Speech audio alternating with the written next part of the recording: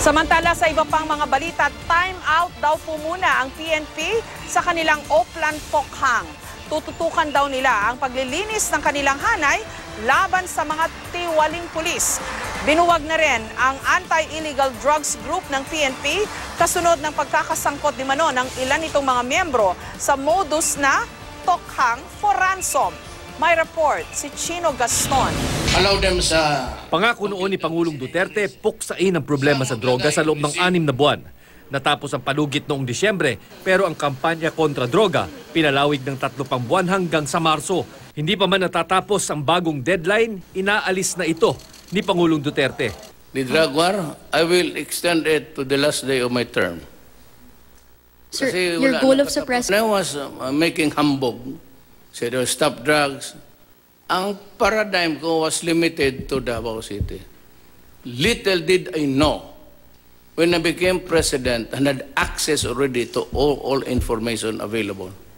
And to my horror, and the Filipinos saw it and everybody, including the human rights, thousands, hundreds of thousands Filipinos surrendering every day. Ang kampanya kontra droga apektado ngayon ng kontrobersya sa pagdukot at pagpatay sa Koreanong negosyanteng si Ji Ik-ju. Ang krimen isinagawa sa isang pinalabas di umanong lehitimong operasyon kontra droga. Sospek ang ilang pulis at asset ng NBI. Yes, we must admit because crime is happening within our ranks. I must admit that. Really, there is. Otherwise, kung walang breakdown, talagang tightly knit yung very tight yung ating discipline, walang mangyayaring ganun. Pinalawig man ng Pangulo ang kampanya kontra droga, sinuspindi naman mula ngayong araw ang Oplan Tokhang o ang pagbabahay-bahay ng mga pulis para katukin at balaan ang mga sangkot di umano sa paggamit at pagtutulak ng iligal na droga. Kasabay nito, binuwag na rin ang PNP Anti-Illegal Drugs Group o AIDG. Ang Philippine Drug Enforcement Agency o PDEA na muna ang mga ngasiwa sa lahat ng operasyon kontra droga.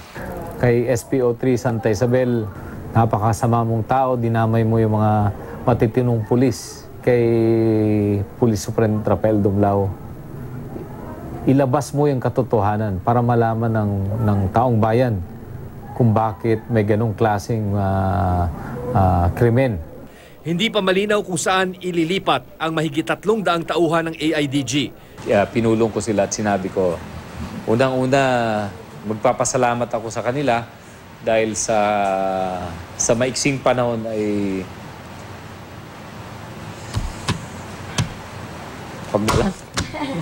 Mula July 11 hanggang ngayong araw, mahigit 2,500 na ang mga drug personality na namatay sa mga operasyon kontra droga. 38 pulis at sundalo na ang nagbuwis ng buhay. Tututukan daw muna ng liderato ng PNP ang paglilinis sa mga eskalawag sa kanilang hanay. Yung mga eskalawag na yan, kakanta sa akin ng, please forgive me, I don't know what I do, please forgive me. After that, kakanta sila ng, please release me, let me go.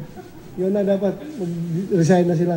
Sa panayam sa Super Radio DZBB, sinabi ni DILG Secretary Ismael Sueno na sa susunod na linggo, posibleng simulan na ang mga pag-aresto sa mga eskalawag na pulis. Bunga raw ito ng mas pinaigting na intelligence operation sa loob mismo ng hanay ng PNP. Sa gitna ng ilang eskandalong kinasasangkutan ng kanyang mga kabaro, gusto na raw sanang magbitiw sa pwesto ni De La Rosa. I don't want to add more embarrassment to the country. Pero hindi tinanggap ni Pangulong Duterte ang kanyang resignation. You have committed nothing. Iba yung iskandalo kung ikaw. Chino Gaston, GMA News.